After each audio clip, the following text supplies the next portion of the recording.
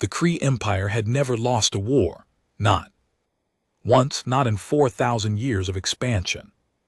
Across 900 star systems, they had crushed the Velhari in 6 weeks. Dominion of Sol had lasted 3 days. Before their home world burned, the Orin Collective, who had 60 planets and a fleet that blocked out suns, had begged for mercy in a single afternoon. The Kree did not give mercy, they gave terms, submission or ash. Those were the 2 choices always had been. So when scouts first detected the 3rd planet of an unremarkable yellow star on the outer rim of the Milky Way, nobody in the Kree High Command got excited. It was a routine survey, a small world, a blue-green rock wrapped in weather. The beings on it were made of carbon and water. They were young, embarrassingly young as a civilization.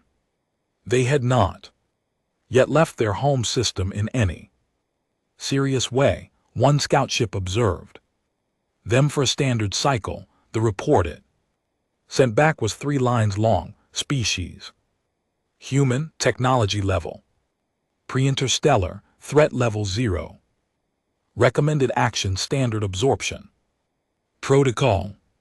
Standard absorption protocol meant show of force. You sent a fleet, not your whole fleet. That would be wasteful. You sent enough ships to make the sky dark. You opened a communication channel. You told them their world now belonged to the Empire. You gave them 48 hours to begin the surrender process. Usually they cried, sometimes they prayed. Once, only once with the Velhari. They fired back. That had been a mistake on the Velhar's part, a very final mistake. The Krath High Command assigned the Earth mission to Fleet Commander Darth V. He was not a young commander. He had 43 campaigns behind him. He was methodical, professional, and completely without imagination, which the High Command considered a virtue. Imagination led to hesitation. Hesitation led to casualties. Darth V had never hesitated in his life. He was given 3,000 warships. 3,000 was more than enough. It was actually excessive. The standard absorption fleet for a pre-interstellar species was 500 ships, but the High Command had recently been in a generous mood, and Darth V had asked for 3,000 on the grounds that Earth had 7 billion inhabitants and a complete disregard for their own safety, which the scouts had noted. Better to arrive overwhelming. Better to leave no room for ideas. DTH Varric looked at the blue planet on his display screen and felt nothing particular. Another rock, another species, another day. He opened the communication channel. On Earth it was a Tuesday. More specifically, it was a Tuesday morning in Geneva, Switzerland. The United Nations Emergency Assembly had been in session for 6 hours straight. The alien fleet had appeared at the edge of the solar system 9 hours ago. The world's governments had spent 3 of those hours arguing about who should speak first on the communication channel, 2 hours arguing about what language to use, and 1 hour arguing about whether they should speak at all. The remaining 3 hours had been used for something else entirely. Working. Because while the diplomats argued about optics and protocols and who got to stand in front of the camera, a different set of people had been busy. Generals, engineers, physicists, weapons designers, intelligence analysts, people who had spent their entire careers thinking about exactly this scenario. The aliens did not know this. The aliens did not know a lot of things about humans. They did not know, for example, that the human species had spent most of its civilized history trying to kill. Itself, they did not know that humans had fought wars on every continent, in every ocean, across every terrain that existed on their planet. They did not know that human beings had a particular and very specific gift, the ability to look at something trying to kill them and immediately start thinking about how to kill it back. The Kree scouts had noted their technology level. Pre-interstellar, correct. They had not noted other things. They had not noted that humans had nuclear weapons in quantities that could end their own world 3 times over. They had not noted the 40 years of secret defense research into directed energy weapons, rail guns, kinetic kill vehicles, and electromagnetic pulse systems. They had not noted the underground bunker networks on every continent built during the Cold War, maintained quietly ever since by governments who never publicly admitted what they were actually afraid of. They had not noted that humans, uniquely among the carbon-based species the Kree had catalogued, did not have a single unified government, which meant there was no single point of political failure. You could not simply demand surrender from Earth. There was no one human to surrender. There were 200 nations, each with its own military, its own weapons, its own stubborn and specific sense of pride. Duthver sent his message down to the planet. People of Earth, your world has been claimed by the Kree Empire. You will begin surrender procedures within 48 of your hours. Resistance is not advised. We have come with 3,000 warships. You have nothing that can harm us. He waited. Response came back 11 minutes later. It was a human voice, calm female, no detectable fear in it. Fleet Commander, this is Secretary General Elena Vazek of the United Nations. We have received your message. We are considering our options. We will respond in 24 hours. Duthver found this mildly irritating. Pre-interstellar species usually responded within minutes. Fear was a reliable accelerant, but 24 hours was still within the surrender window. He told himself it was fine. He did not know what Elena Vazek was doing during those 24 hours. Nobody did except the people in the room with her. In the room with her were 31 people, not politicians. The politicians had been politely but firmly moved to a secondary chamber 2 hours earlier. The 31 people were scientists, military commanders, and 3 individuals whose job titles did not appear in any public record anywhere. They talked for 6 hours, then they stopped talking and started planning. The plan was not complicated. Complicated plans failed. Simple plans, executed with absolute commitment, had a better record. Every military mind in that room had learned this the same way, through watching complicated plans fall apart under pressure and watching simple ones hold. The core of the plan was this: the CRT expected surrender. They expected a species that had never fought an alien enemy, never seen an alien weapon, never had to adapt to an entirely unknown threat. They expected shock and paralysis. They were going to get the opposite. One of the 3 people without a public job title, a woman named Dr. Yeva Strand, who had spent 22 years working in a facility that officially did not exist, laid a set of documents on the table. She had not slept. Her eyes were steady. We have been thinking about this moment for 30 years, she said. Not this exact moment, but a version of it, and we built things quietly because quiet is the only way you get to build things. Nobody tries to stop you building. She opened the documents. The room got very still when the 24 hours were up. Elena Vazik opened the channel again. Duth Ver had been expecting a surrender. He had already prepared the absorption paperwork. It was standard template. A few names changed, a few planetary coordinates updated. He done it 43 times. His aide had the forms ready. Vazik's voice came through. Fleet Commander, we have considered your terms. He waited. We decline. DV stared at the communication screen. Then he blinked once. Repeat that, he said to his communications officer. The recording played again. We decline. He sat back in his command chair. Around him, his officers exchanged the particular look that experienced soldiers exchange when something breaks from pattern, not panic, just recalibration.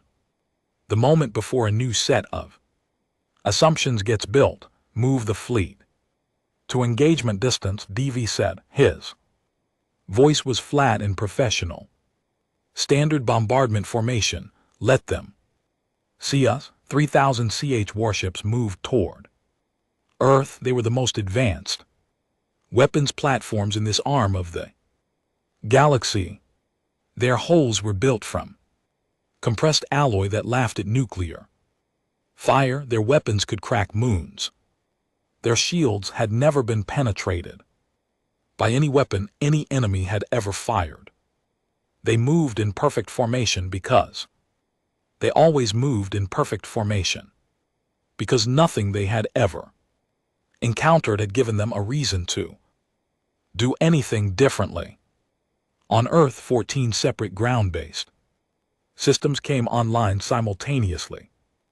In orbit, 17 platforms that had been logged in public records as communication satellites stopped pretending, and in 3 underground facilities on 3 different continents, the things that Dr. Yeva Strand had spent 22 years building very quietly woke up for the first time. The first Kree ship that went dark was a mid-range cruiser on the left flank of the formation. It did not explode. It did not burn. Its lights simply went out. Every system on board shut down at the same instant, as if someone had reached inside it and turned off the power at the source. It drifted. The second ship went dark 11 seconds later, then 2 more, then 7. Then the pattern lost its rhythm, and ships started going dark in clusters, 5 here, 12 there, a gap, then 30 at once in a rippling cascade that moved through the formation like a wave moving through water. Darth V had never seen anything like it. Report, he said. His voice was still flat. Flat was what he had. Flat was what he had built over 43 campaigns to keep himself from making decisions out of emotion. We don't know, sir. His tactical officer's hands were moving over her console. No weapon signatures, no energy discharge detected. They just went offline. Hull breach, negative. No breach, no explosion, no radiation. They simply stopped. Duth Ver looked at his display. 47 ships had gone dark in the 3 minutes since he'd moved the fleet to engagement distance. They were not destroyed. They were just off, dead in space, drifting. 47 ships out of 3,000. A small number, a manageable number, but the pattern was wrong. The pattern was wrong, and 43 campaigns had taught him that when the pattern was wrong, you stopped and you thought before you moved. He stopped the fleet, he thought. He did not think long enough, because in the 60 seconds he spent thinking, 40 more ships went dark. The communication channel from Earth opened again. Elena Vazik's voice, still calm, still no fear in it. Fleet Commander, that was a Warning, we are capable of disabling your fleet entirely. We are also capable of something considerably worse. We would prefer not to demonstrate the worse option. We suggest you pull back to the edge of the solar system and wait. While we talk, Darth Vic looked at his display. 87 dark ships drifting at the edge of his formation like dead leaves. No weapon had fired, no explosion had occurred. 87 of the most advanced warships in the galaxy were simply switched off. He opened his mouth to give an order, and then the 80th ship went dark. It was his flagship's escort cruiser, the one flying directly off his port side, close enough that he could see it on the direct visual screen, its lights winking out in sequence system by system from bow to stern like something was walking through it and turning off every room it passed through. Silence on the bridge was total. Darth V closed his mouth. He opened the channel. Back to Earth. We will pause, he said. While we talk, he told himself it was tactical. He told himself he was gathering information. He told himself 43 campaigns, and he had never been rattled, not once, and he was not rattled now. He told himself all of that. He was not entirely sure he believed it. Down on the blue planet, a room full of 31 people, someone started to laugh. Not a triumphant laugh, not a cruel one, just the laugh of a person who has been holding their breath for a very long time and has just been given permission for one moment to exhale. Elena Vazic did not laugh. She was already thinking about Part 2. The Kree High Command did not panic. Panic was for species that had never built an empire. The Kree had protocols for unexpected developments the same way they had protocols for everything else. When Darth Vic's report arrived, 89 ships disabled, no weapon signatures, cause unknown, the High Command convened. Within the hour, the meeting lasted 6 minutes. The conclusion was simple.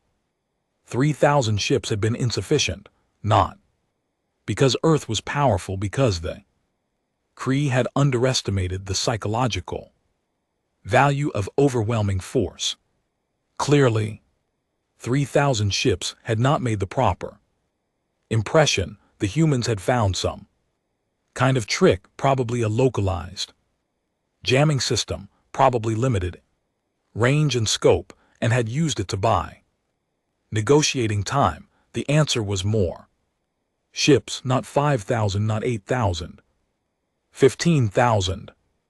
With 15,000 warships in Earth's orbit, no jamming system would matter, no trick would survive. The sky would not just go dark, it would disappear. You could not stare at 15,000 warships and feel anything but absolute soul level surrender. The High Command had done this before with the Oran Collective. Even the Oran, who had 60 planets and a fleet of their own, had looked at that number and simply sat down. The order went out from 7 systems. Reinforcement fleets began moving toward Earth. They would arrive in 12 days. Dever spent those 12 days in orbit. Talking, he had not expected to be talking. He had expected to give terms, receive a signature, and move on.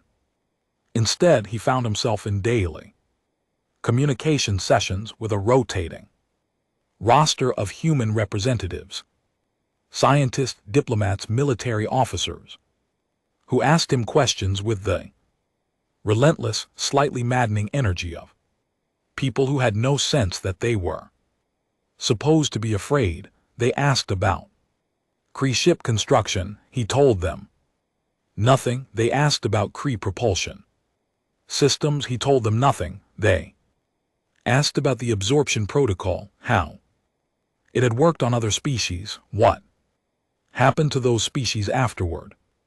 whether they maintained their governments and cultures, or whether those things were dissolved.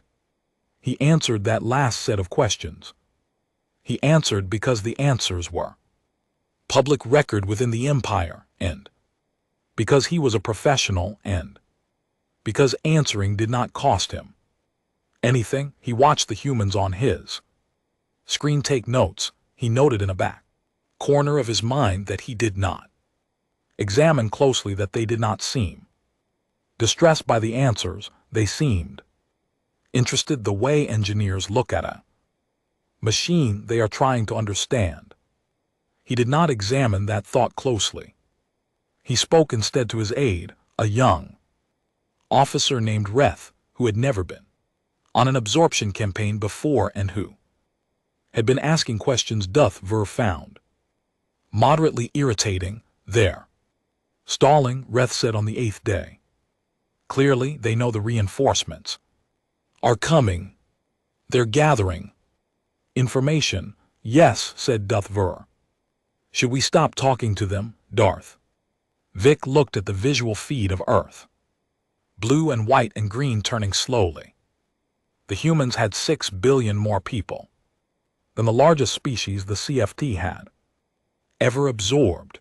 1,400 languages, 7 major religious traditions, each of which apparently had several hundred sub-traditions that disagreed with each other violently. 206 distinct national militaries, none of which fully trusted any of the others, all of which had been on the communication channel at various points. No, he said. He did not explain why. He was not sure he could have explained why on Earth the 12 days were not spent on diplomacy. Diplomacy was the cover. It was real. Vazix's team was genuinely gathering everything they could, but it was not the main event. The main event was happening underground and underwater and in facilities that appeared on no public map. Dr. Yeastrin had not slept properly in 11 days. She did not particularly notice sleep deprivation was a familiar condition. She had written 3 of her most important papers in states of sleep deprivation, so advanced that she'd later found notes in her own handwriting that she had no memory of writing. Her brain simply ran hotter than most people's and cooler. Sleep was the cost of that. She was standing in the primary control room of Facility 7, which was located 400 m below a mountain in northern Norway, which had been called a geological survey station in public records for 30 years. When the second set of scout data came in, 15,000 ships, she looked at the number. She looked at the ceiling for a moment, doing arithmetic. Then she went back to work. The thing she had spent 22 years building, the thing she had called in her private notes simply the concept, had worked against the initial fleet better than she'd expected. 93 ships total disabled, without a single conventional weapon fired. The mechanism was elegant and brutal and entirely invisible from the outside. The Kree had described it in intercepted internal communications as a jamming system. It was not a jamming system. It was something that had no name in any Kree language, because the Kree had never thought of it, because the Kree had never needed to think of it, because the Kree had always won by simply arriving with more firepower than the other side could imagine.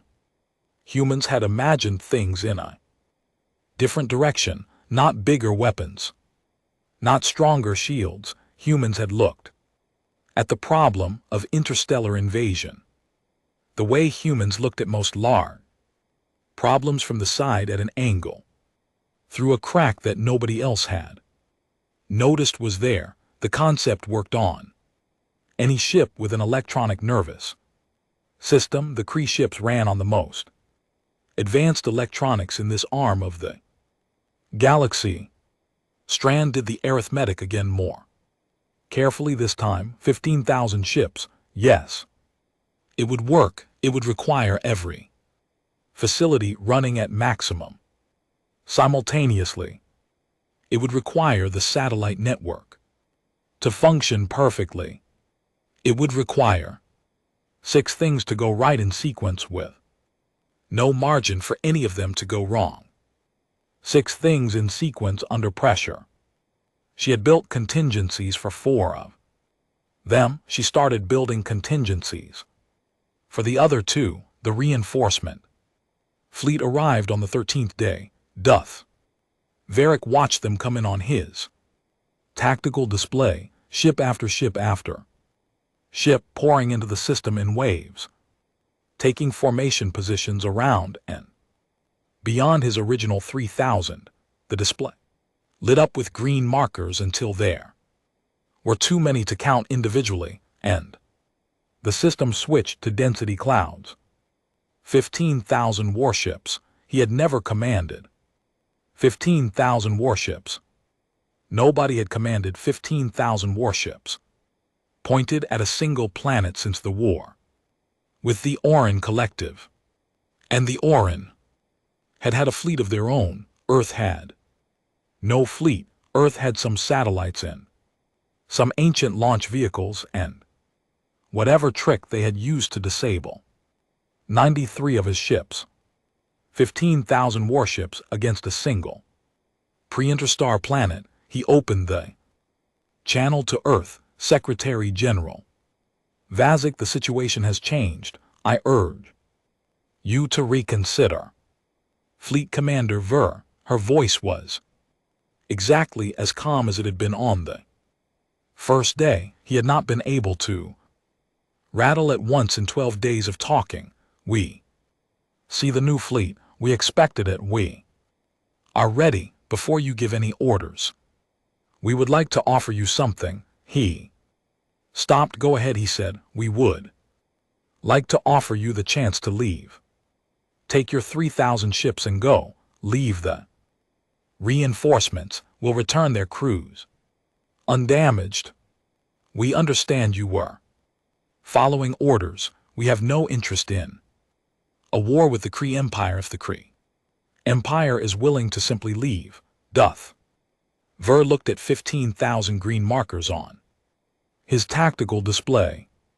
Secretary General, he said, and for the first time in 12 days there was something other than flatness in his voice, something that might in a less experienced officer have been called disbelief. You are one planet, we are 15,000 warships. Yes, said Elena. Vazic, we know. A pause. That's why we're offering you the chance now. Before, he stared at the channel indicator for a long moment. I will take that under advisement, he said, which was not a real answer, and he knew it wasn't, and he suspected she knew it wasn't. He closed the channel. He looked at Reth, who was standing at parade rest beside the command console and who had heard everything she said before. Reth said, I noticed. Before what?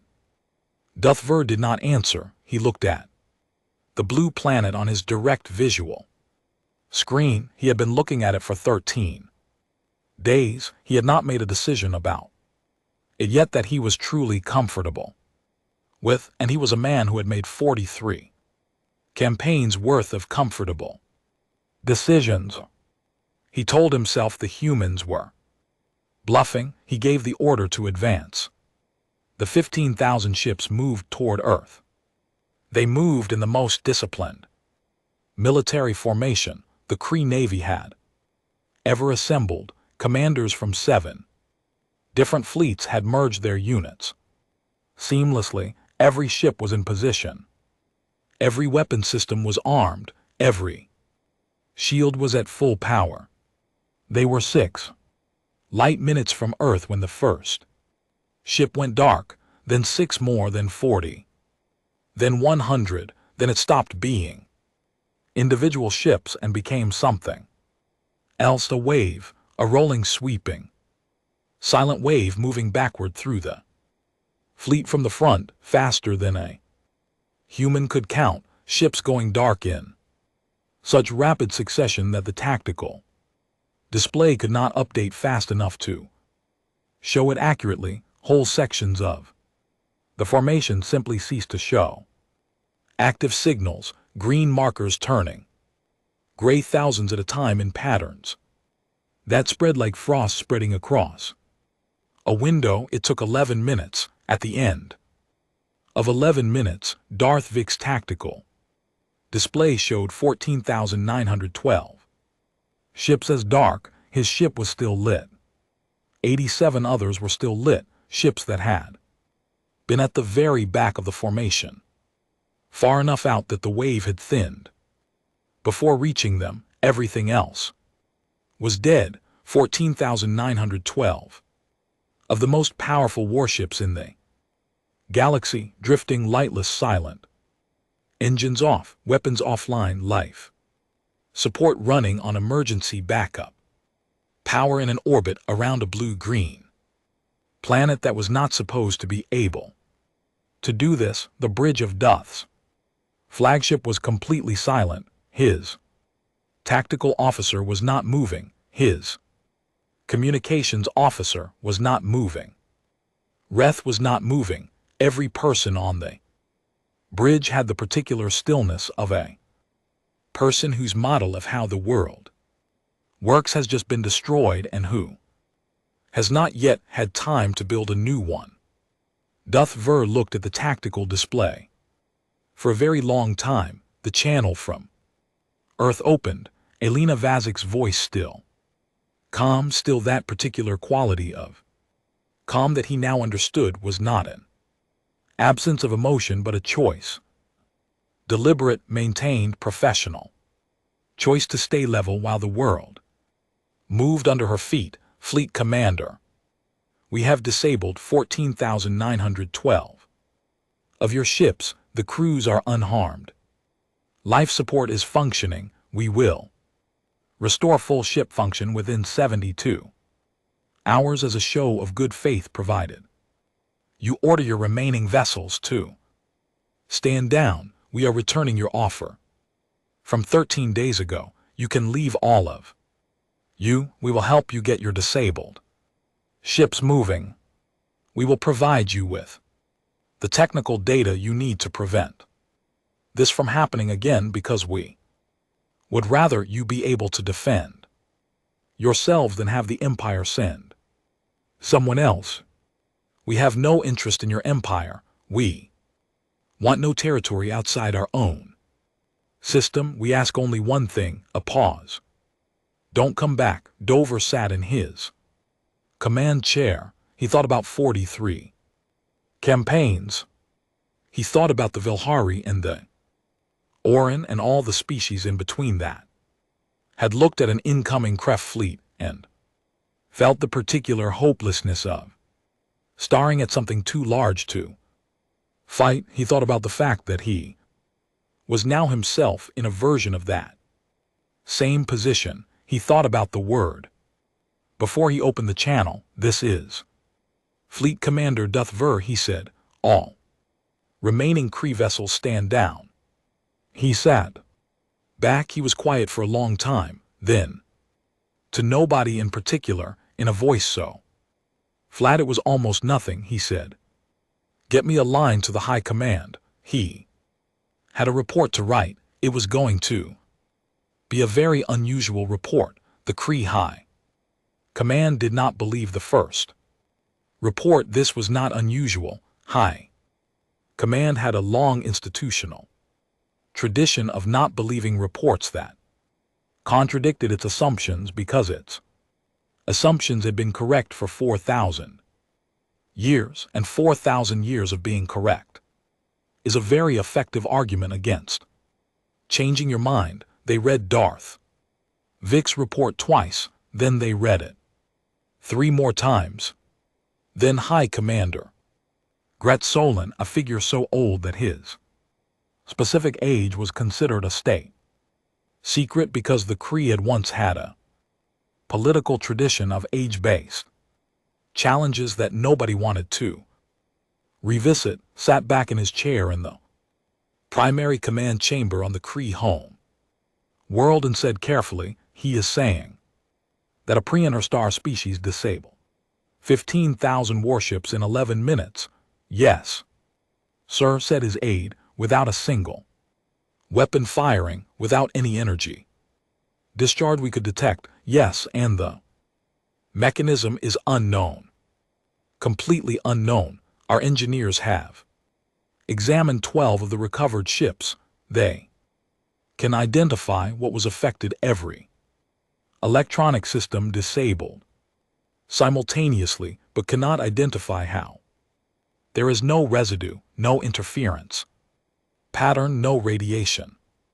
It is as if the ships were simply told to stop. Gret Solon was quiet for a moment. Where's Varric now? Returning to the home world as ordered, and they humans they have as promised provided technical assistance in restoring the disabled ships.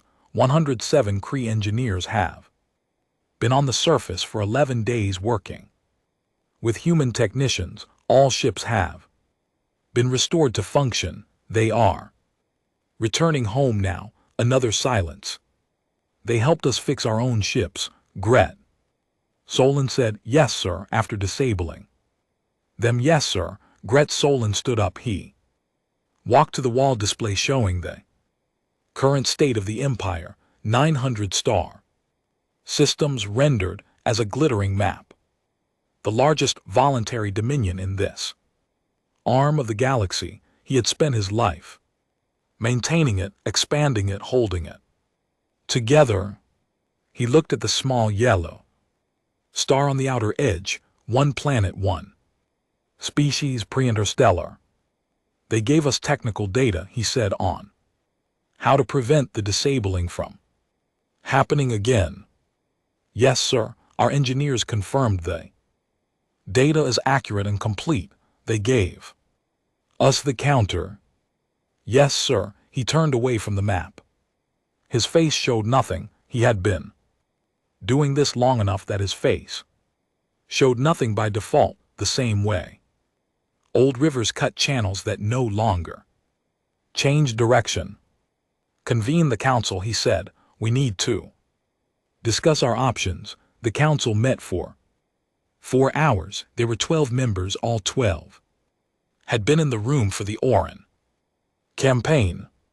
All 12 had watched the Orin collective 60 planets, a fleet of their own, a civilization older than the Kree Empire by 800 years, sit down and sign the absorption document after one demonstration of force. None of them had ever been in a room discussing what to do when the demonstration of force didn't work.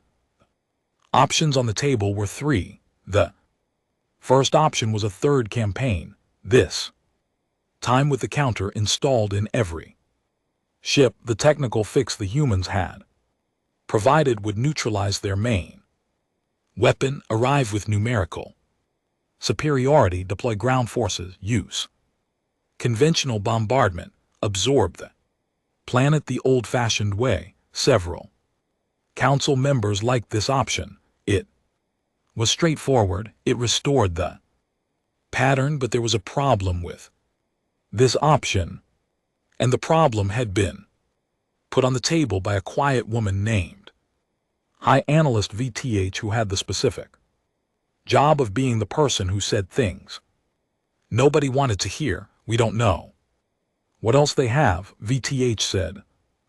Council looked at her. We knew nothing about the first weapon, she said. We assumed zero threat. We were wrong by factor we cannot calculate. We have fixed the vulnerability they exploited. We do not know if there are other vulnerabilities they have already mapped. We do not know if the technical data they gave us was complete. We do not know if they gave us the counter as a gesture of good faith or as a way to make us confident enough to come back so they can use something different. The room was quiet. They are not afraid of us, she continued. That is the variable. That does not fit our model. Every species we have encountered has been afraid of us. Fear is the mechanism. Fear is how this works. These humans were not afraid when we arrived. They are not afraid now. A species that is not afraid of you is a species that has calculated you are manageable. They cannot have calculated that, said one of the military council members. We are 900 systems. They are one planet. They calculated it correctly, VTH said. That is my point. The second option on the table was a blockade, no invasion. Simply surround the solar system with enough ships to prevent humans from expanding beyond their own planet. Indefinitely contain them, let time do the work. A species that could not expand would eventually, given their history of internal conflict, manage to damage itself sufficiently. The problem with this option was also put on the table by VTH. Blockades work on species that want to leave, she said. We have reviewed the cultural data from verse 13 days of communication. Humans have been trying to kill each other for most of their civilization. They are not primarily motivated by expansion. They are motivated by survival and by the specific pleasure of solving problems that seem impossible. A blockade does not threaten their survival. It gives them a new impossible problem to solve. She paused. Given what they did with the last impossible problem, I do not recommend giving them another one. The third option was silence. Walk away. Leave the yellow star alone. Declare the outer rim of that galaxy a non-expansion zone. Note Earth in the charts as a category no other species had ever warranted. Not absorbed, not destroyed. Not a client state, simply left. The military council members did not like this option. It set a precedent. If you could make the CFT leave by refusing to surrender, every species with a grudge would start refusing to surrender. VTH had a response to this too. The precedent, she said, requires every other species to have the same capabilities humans demonstrated. Currently, no other species does. We have reviewed the records. The specific combination of factors that made this outcome possible, the weapons research, the decentralized government, the cultural disposition towards solving problems under pressure, the particular type of technological insight they applied is not present in any other absorbed or candidate species. A pause. Humans are not a precedent. They are an anomaly. The council voted. The vote was 7-5 in favor of option 3. When Darth V arrived on the home world, he was not court-martialed. He had expected to be. He had written the expectation into his mental model of the next 6 months before. His ship had even cleared Earth's solar system, 43 successful campaigns, and the 44th had ended with 15,000 ships drifting silent in orbit around a planet. That should have been a 3-day job. He had prepared himself for the formal process, the charges, the demotion. Instead, he was taken directly to High Commander Gret Solin's office. Solin was alone in the room, which was unusual. High commanders held private meetings with subordinates only when they wanted. No record of what was said. He offered Duthver a seat, which was also unusual. Tell me about them, Solin said. Varric had expected questions about the campaign, about the tactical decisions, about why he had advanced when the Humans had warned him. Instead, the High Commander wanted to know about the people. What are they like? Solon asked. In 13 days of talking, what are they like? Ver thought for a moment. They don't stop, he said. That's the clearest thing. Every other species, when they understand what they're facing, they go quiet, they get smaller. These people got louder. Every conversation, there were more of them on the channel, more questions, more enthusiasm, I suppose, like they were having the time of their lives. Solon looked at him. They thought this was interesting, Ver said. Not frightening, interesting. He paused. Their lead diplomat, Vazik. On the 13th day, right before I gave the advance order, she offered us a chance to leave. I told her we had 15,000 warships and she was one planet. She said yes. She said she knew, like that was the part she'd been waiting for. Like the size of the fleet was the part that made it interesting. Silence. She wasn't afraid, Ver said. No, said Solon, she wasn't. He looked at the window.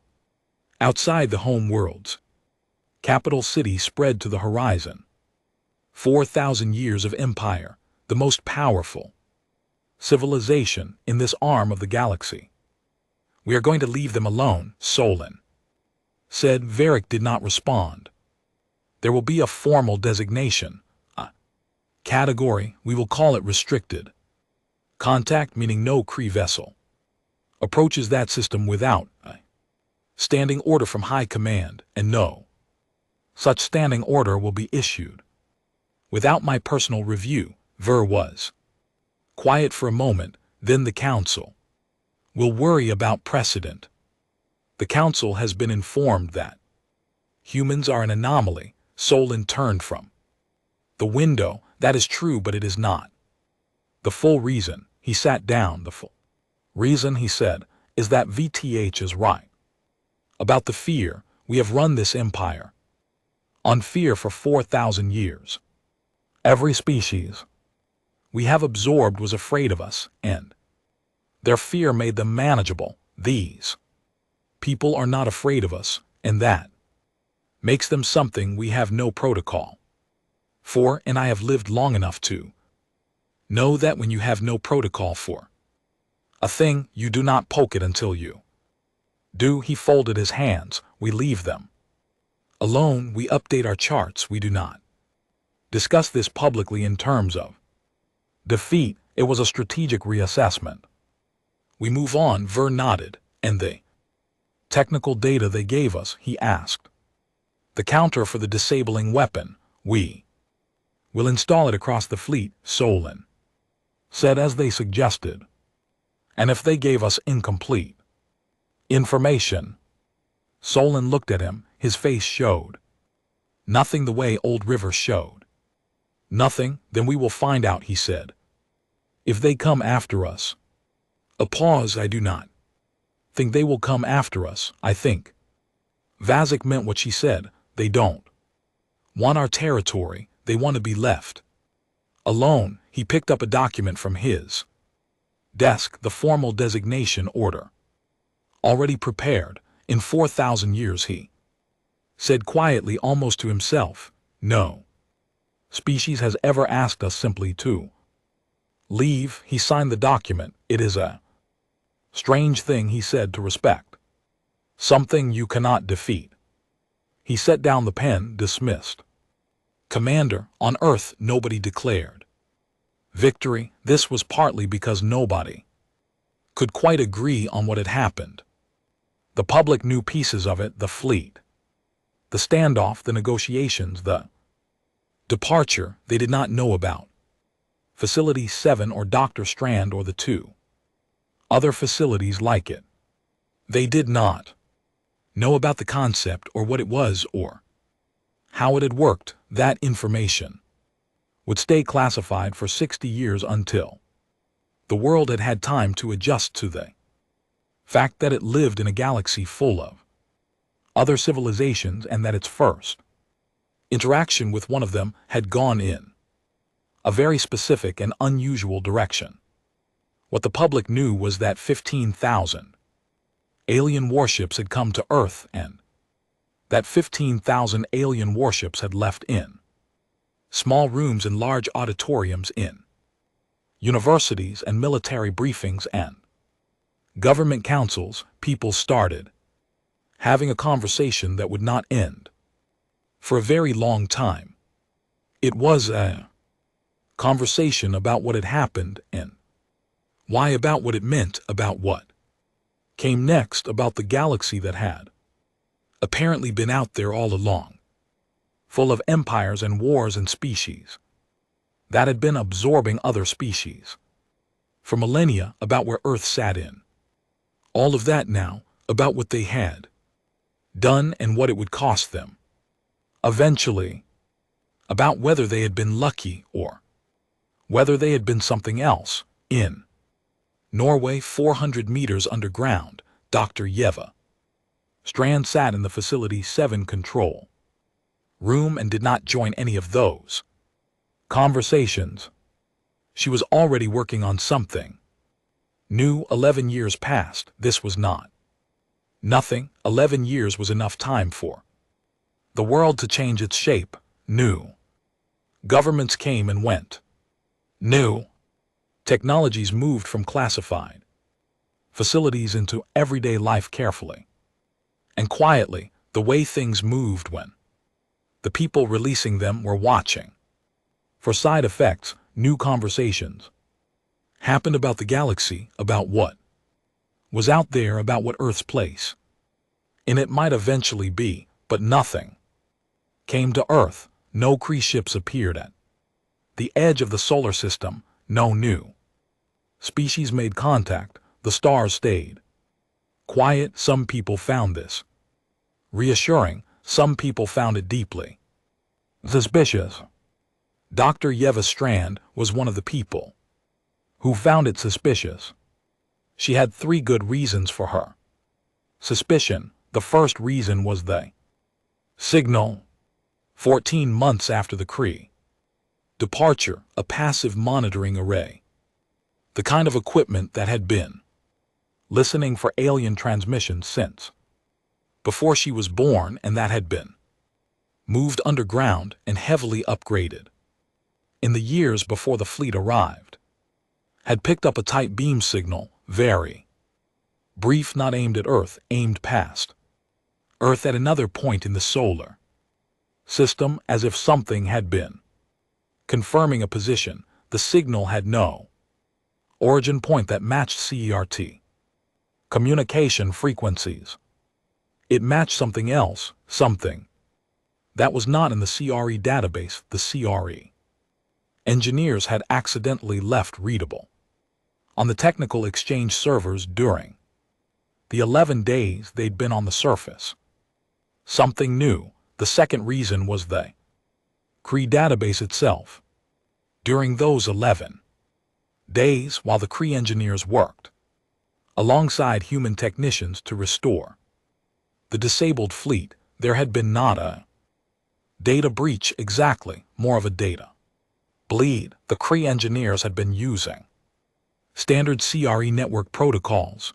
The human technicians working with them had been all 11 of them people with specific and unusual skill sets that went well beyond ship repair. The database wasn't complete. It was fragments, sections, partial maps, but it was enough to piece together a rough sketch of what the wider galaxy looked like. The sketch was not comforting. The Kree Empire was large, but the Kree Empire was not the largest thing in the galaxy. It was not even in the top 4. There were older empires farther in toward the galactic core that the Kree did not discuss in casual communications. The partial database suggested relationships, trading, some kind of treaty structure, a hierarchy that was not stated directly but was implied in hundreds of small references. The Kree were in Galaxy Clear's throat terms, a regional power, significant but regional. The third reason was the simplest. 11 years of silence was too clean. The galaxy was full of civilizations. The Kree had been in contact with dozens of them. The story of what had happened at Earth, 15,000 ships, 11 minutes. Complete neutralization had not stayed secret inside the Kree Empire. High Analyst VTH had predicted it wouldn't. Information moved, especially information this unusual. Strand had been tracking the passive, monitoring arrays obsessively for 6 years. Other signals had come in, not communications aimed at Earth, traffic moving through the solar system's vicinity, type beam encrypted using frequencies no human government had publicly acknowledged could be detected. But she could detect them. The galaxy knew Earth existed. The galaxy had been watching quietly for 11 years to see what Earth would do next. She brought her 3 reasons to Secretary General Vazik, who had held the position for 10 years now, which was technically a violation of term limits that several member nations had objected to, and several more had decided to ignore on the grounds that continuity mattered more than precedent in a situation this specific. Vazik listened to everything without interrupting. Then she sat back and looked at the ceiling for a moment, the way she did when she was reorganizing something inside her head. How long, she asked, before whatever is watching becomes whatever is moving? I don't know, Strand said, but the signal frequency has increased. 6 months ago it was once a month, now it's 3 times a week. Something is building toward a decision.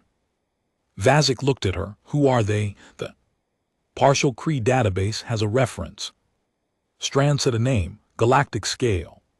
Translation is rough, but the closest equivalent in any Earth language is something like the congregation. They appear in the database as a trading partner, a treaty co-signatory, and in one section that appears to be an internal security briefing as a warning. What kind of warning? The kind you put in a security briefing, Strand said. The kind that says, these are the rules, these are the lines, and here is what happens when someone crosses them. She laid the partial translation on the desk. Vazik read it. Her face was calm.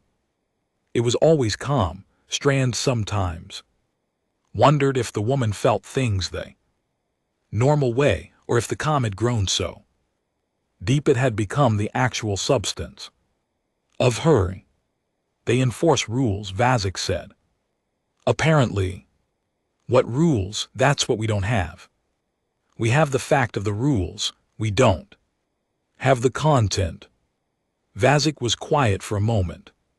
And Earth? What is Earth's status in this? Do we exist in their framework? Strand had been working on this question for 4 years. She had 3 partial answers and no complete ones.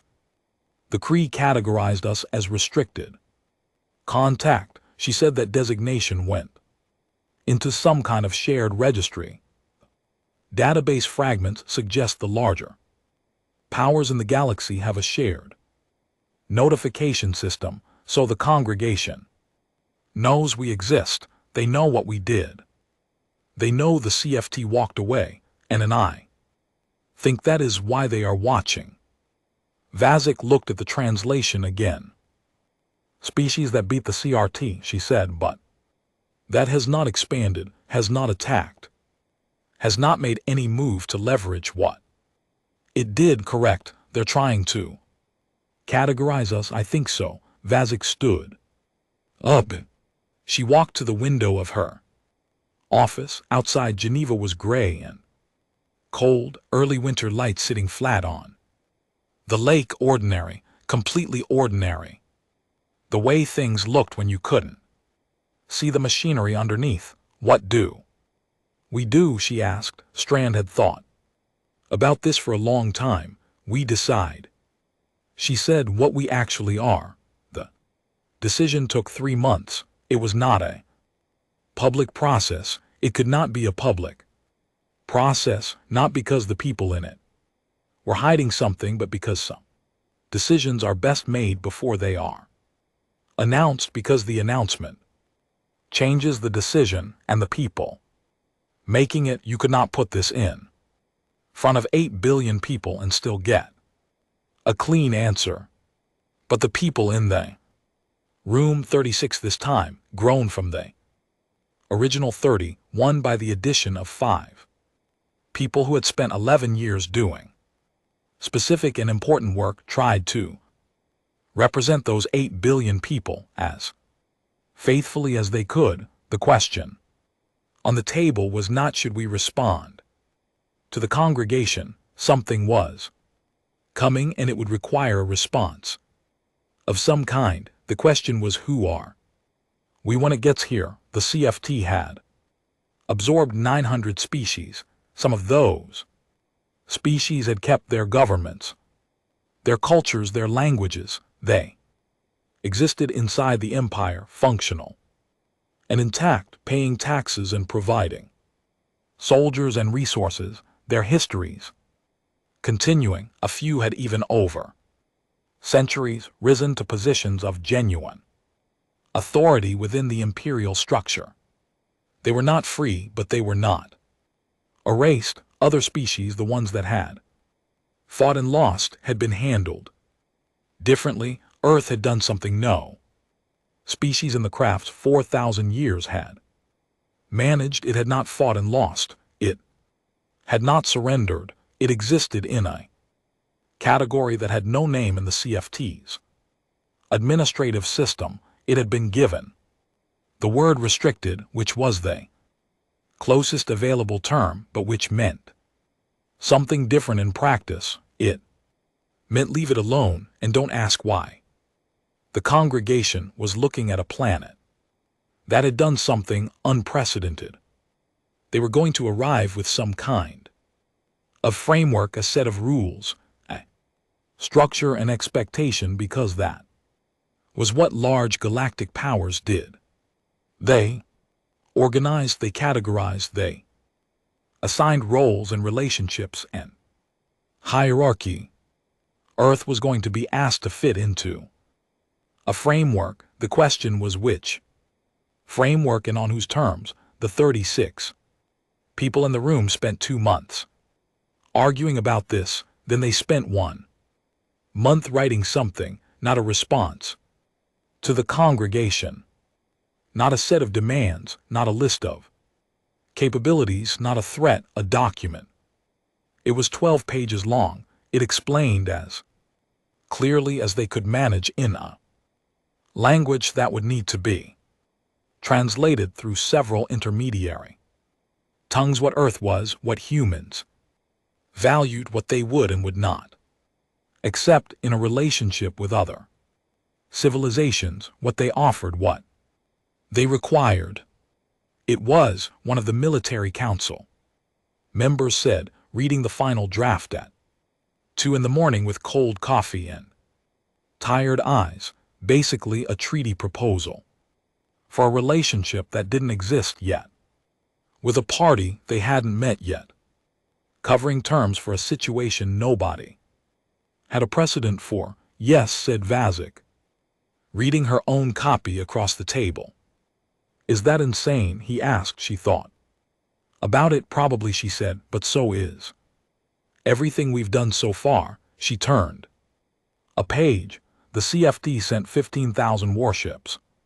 She said, we wrote them a 12-page document explaining who we are. I feel like we should be consistent. The congregation did not arrive the way the CF had arrived. There was no fleet. There was no fleet formation darkening the outer solar system. There was no countdown and no ultimatum and no 48 hours. There was a single ship. It appeared at the edge of the system on a Thursday in late October, 11 years and 4 months after the CF had left. It was small by warship standards, about the size of a large cargo vessel. It made no aggressive moves. It broadcast on the same frequencies the Kree had used, which suggested it had done its research. It sent a message. The message was in 11 languages simultaneously, which meant whoever was sending it had been cataloging human languages at some point without announcing they were doing it. The human translation team had all 11 versions translated within 2 hours and found them identical in meaning, which was either impressive or unsettling or both. People of Earth, we represent the congregation of recognized systems we would like to speak with.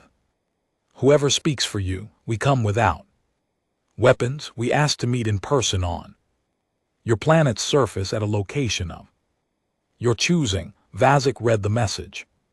She noted the phrase, whoever speaks for you, not a demand that they have a government, not an assumption about their structure, an acknowledgement that they might be complicated. She noted at a location of your choosing, not a demand that they come to the ship, not an assumption about the power differential. She noted without weapons, which was either true and important or a lie, designed to seem important, and she had no way to know which. She sent back a location. She chose Geneva. She sent the 12-page document with the location. The response came back within 6 minutes. We have read your document. We appreciate its directness. We will see you Thursday. Thursday came. The congregation's representative was a being called Emissary Secondis Orth. The translation team struggled with the precise meaning of Emissary Secondis for several days before settling on something like second-tier official with full decision-making authority. It was not the congregation's most senior diplomat. It was, however, the one with the power to sign things.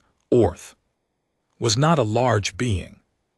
It was, to the surprise of several people in the meeting room who had been expecting something more dramatic, roughly human shaped, 2 legs, 2 arms, a head, though everything was proportioned slightly differently, and its skin had a quality that reminded people of different things depending on who was describing it. The meeting room had been specifically adjusted for its comfort.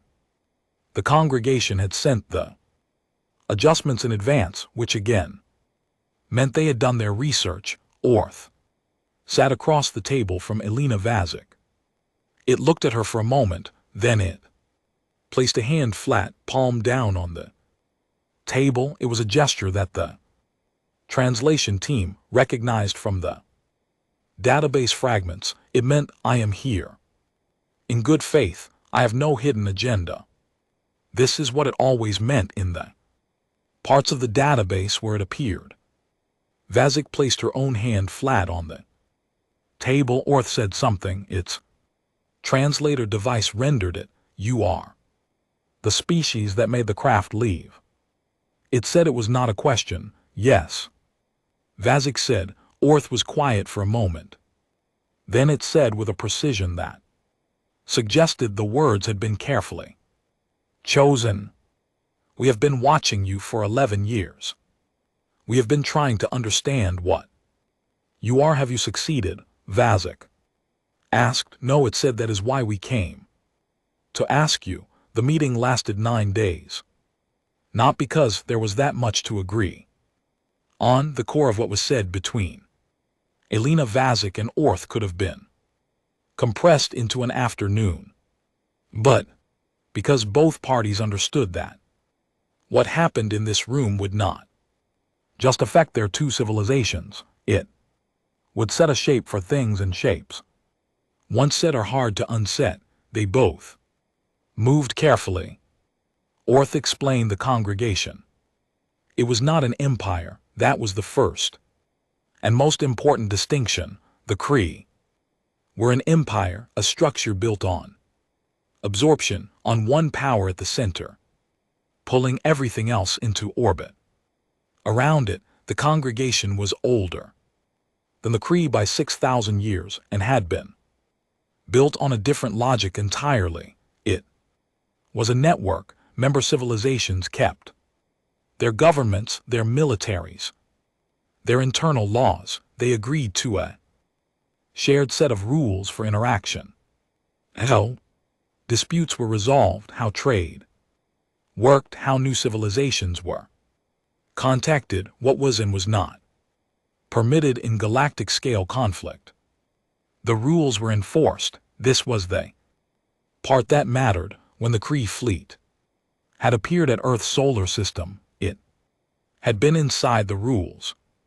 Pre-interstellar species were subject to absorption under the CF standing membership terms. The congregation had a mechanism for this, a framework for how client civilizations were brought into the network through intermediary empires. It was not a system most pre-interstellar species would have chosen, but it was functional, and it had been in place long enough that most of the galaxy had stopped questioning it. What Earth had done was not inside the rules, not because it was violent. There had been no violence, not because it was destructive. Not a single CRT crew member had been harmed. What Earth had done was outside the rules because the rules did not have a category for it. The rules had a category for resistance and defeat, which led to harder absorption terms. The rules had a category for surrender, which led to standard absorption terms. The rules had a category for voluntary application for membership, which bypassed the absorption process entirely. The rules did not have a category for disable 15,000 warships, give them back, hand their operators a technical fix, and politely ask everyone to leave. Orthel explained all of this carefully, with the precision of someone reading from a very long document that they had already read many times. Then it said, "The congregation has been in discussion about your situation for 11 years. There are 3 positions." Vazek waited. The first position, it said, is that what you did constituted an act of war against a member civilization. The Kree Empire is a congregation member. You disabled their fleet under the rules. This should trigger a review process that could result in sanctions, or in the congregation authorizing the CFT to try again with the full support of the network. The room was very quiet. The second position, Orthel continued, is that what you did was not an act of war. Because you initiated no attack, you responded to a fleet that had entered your solar system uninvited with a declared intent to absorb your civilization. Under the rules, self-defense is always a mitigating factor. The question is whether what you did qualifies as self-defense or as a demonstration of offensive capability. It paused. The third position is that what you did doesn't fit any existing category, and therefore the congregation should hold all determinations until Earth is properly assessed and classified. Vazek nodded slowly. Which position has the most support, she asked. The third said, with the second as a secondary position. And the first, the Kree Empire supports the first position. Of course they do, said Vazek. Orth made a sound that the translation device did not render as words. It might have been a laugh. It was not easy to tell. The Kree Empire, it said, does not have the support needed to enforce the first position. They have tried twice to build that support in the council. They have not succeeded. The rest of the congregation is more interested in understanding you than in punishing you. Vazik looked at it for a moment. Why, she asked. Why are they interested? Orth was quiet for a moment. It had a specific quality of quietness. She had noticed it did not pause to think. It paused to decide how much of its thinking to share, a diplomatic habit. She recognized because she had it too. Because it said finally in 6,000 years. The congregation has never encountered pre-interstellar civilization that responded to first contact the way you did. Most are afraid, some are defiant, and pay for it. A very few are clever enough to negotiate. None have done what you did, neutralize the threat, returned what was taken, provided assistance, and then simply asked to be left alone. It placed both hands flat on the table. You did not try to leverage what you did. You did not demand anything. You asked for nothing except to be left alone. In 6,000 years, this is the first time we have seen that. Vazik looked at the hands on the table. And that's suspicious, she said. That's what makes you watch us for 11 years instead of just contacting us. Yes, said Orth.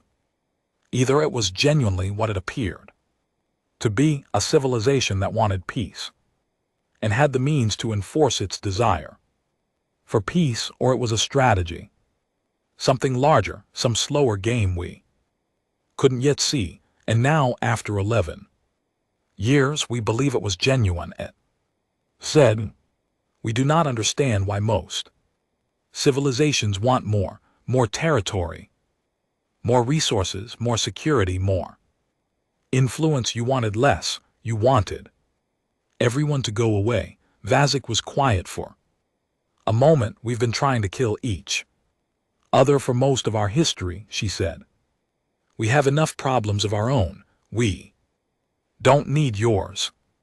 Orthville was quiet. Then it said, that is either the most honest thing a diplomat has ever said to me, or the most effective opening position I have encountered in 6,000 years of first contacts. Maybe both, Vazik said. This time the sound the translation device didn't render was definitely a laugh. On the 6th day, they got to the real question. What was Earth? Not philosophically, practically, what was Earth's status in the congregation's framework? What rules applied? What rights did Earth have? What obligations? Vazik had the 12-page document. Orth had the congregation's charter, which was considerably longer than 12 pages, but which Orthel had apparently memorized and could navigate from memory with the ease of someone who had lived inside it. For a long time, they worked through it. Section by section, Earth would not accept absorption. That was absolute, non-negotiable. Whatever framework emerged, Earth retained full sovereignty over its own system, its own government, its own decisions. This was stated in the 12-page document on page 1 in the first paragraph in the clearest language. The document contained. Orth said the congregation could accommodate this. There were voluntary membership tiers. A civilization could join the network without being absorbed by any empire, without surrendering decision-making authority, without accepting a client relationship with a larger power. What a voluntary member got in exchange for following the shared rules. Protection, not military protection necessarily, though the congregation's enforcement arm was real and had teeth. What a voluntary member got was primarily legal protection. No member civilization could be absorbed by an empire without its consent. No fleet could enter a member system with hostile intent without triggering a review process, the rules that had allowed the CRF to show up at Earth's solar system uninvited were they rules that applied to non-members. Members had different rules. Better rules. Vasic read the relevant sections carefully, then she read them.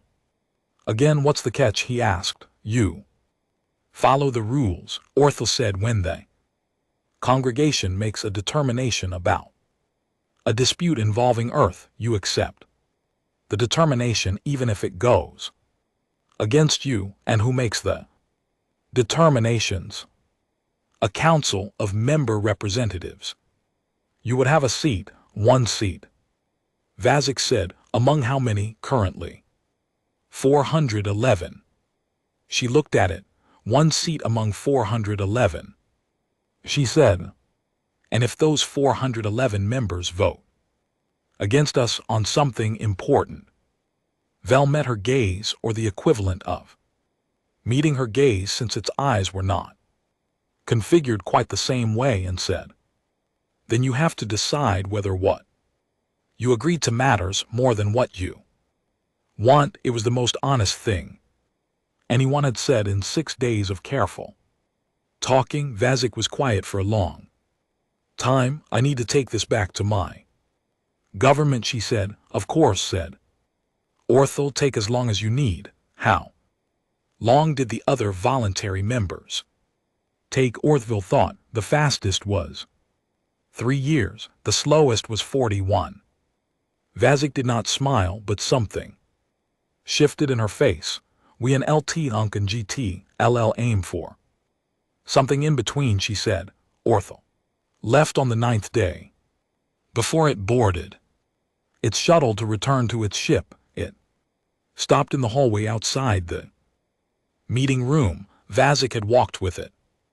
Protocol partly, and partly because 9 days of talking creates a specific kind of relationship, not friendship exactly, but the understanding that exists between two people who have been trying very hard to be honest with each other. Orth turned to her. I have a question. It said outside of the official record. Go ahead, she said. The technology you used against the Kree fleet, it said we have not been able to determine what it was. Our technical analysts have reviewed everything we could gather. Signal data, ship recovery reports, CRT, engineering assessments, nothing. We cannot identify the mechanism. Vasic said, nothing. I'm not asking for the mechanism. Orthel said, I am asking, did you always have it, or did you build it in response to the threat?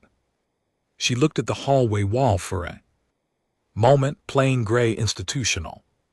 We built it before the threat, she said. We were preparing for a threat we didn't know would be the crest. Specifically, we were just preparing. Orthville was quiet. For how long?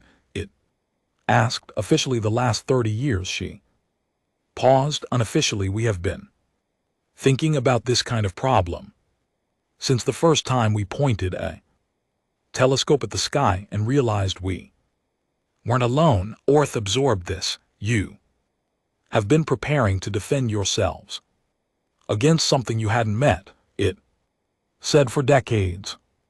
We're good at that, she said. You're afraid, it said. Not an accusation, just a recognition. We're human, she said.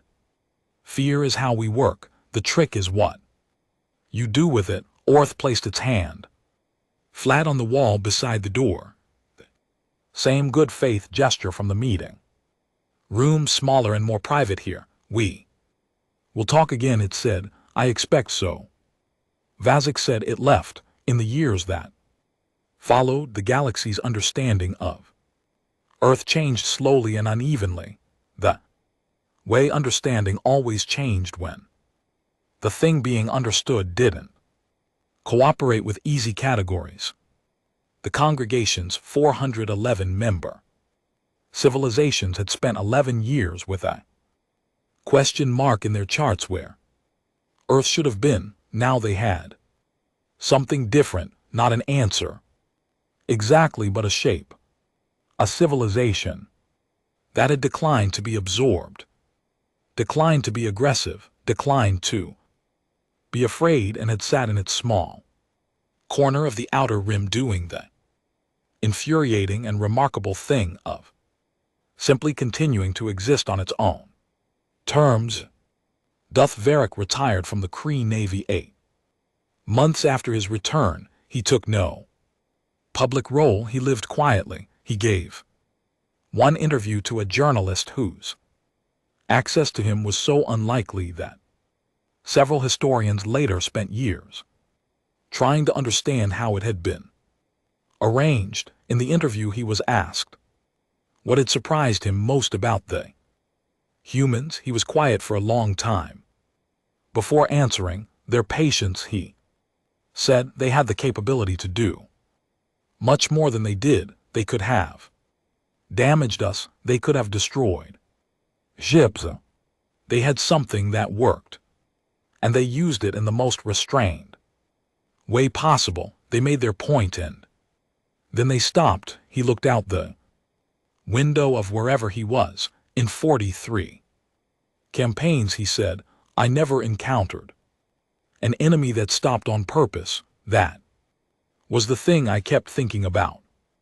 Afterward, they stopped on purpose.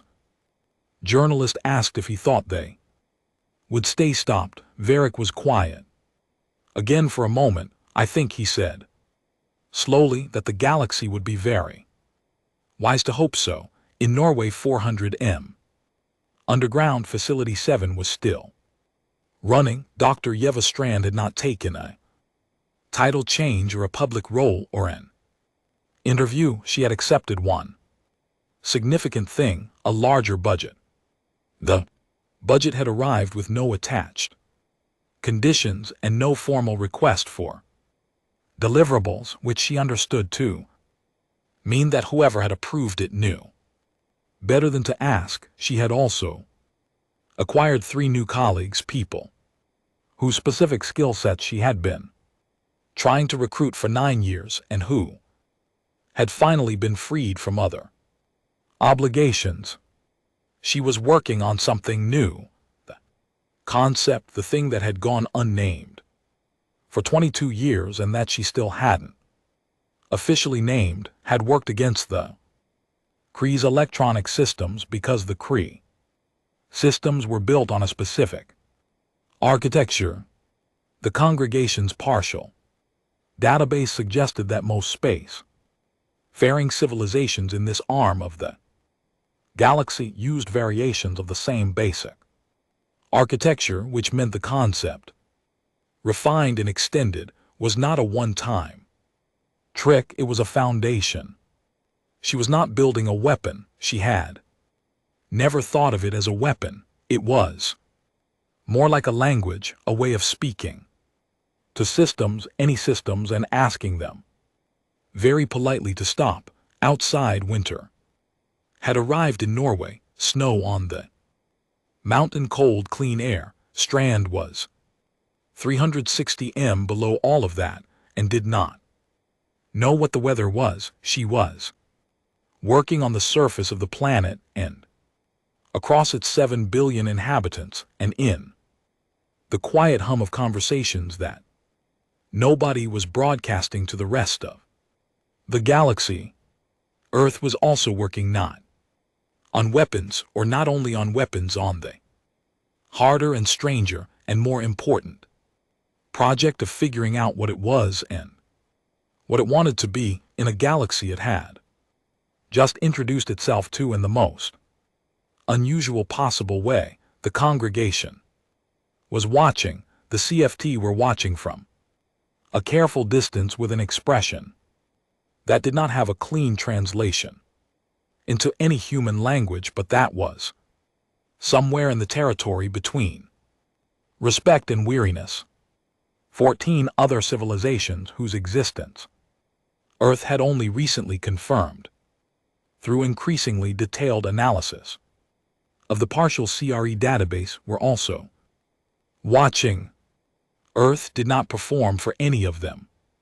It went about its business, argued with itself, solved problems, made things, built things, occasionally in the grand old human tradition, broke things and then fixed them, fed its people, buried its dead, raised its children in the shadow of a sky that was no longer just sky but something bigger and stranger and more complicated than any previous generation of children had grown up knowing. It was, as it had always been, a difficult and magnificent and perpetually unfinished project.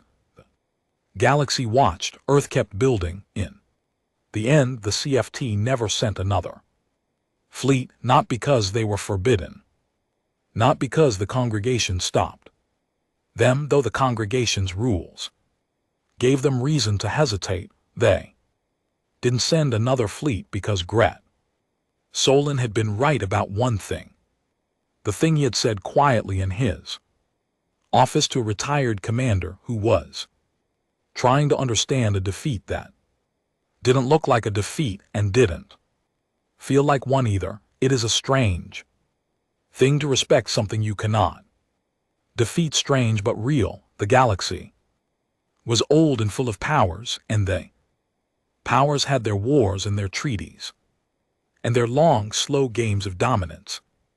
Earth was new to all of it, new and small, and sitting in its unremarkable corner of the outer rim, one planet, around one yellow star with 7 billion people who had spent most of their history arguing with each other and who had still somehow managed to look at 15,000 warships and think we can handle this, not because they were the strongest thing in the galaxy, not because they had the biggest fleet, or the oldest civilization, or the most advanced technology, because they were the thing they had always been, the thing that had survived ice ages and plagues and every catastrophe the planet could throw at them, and every catastrophe they could throw at each other, stubborn, prepared, and not under any circumstances going to stop.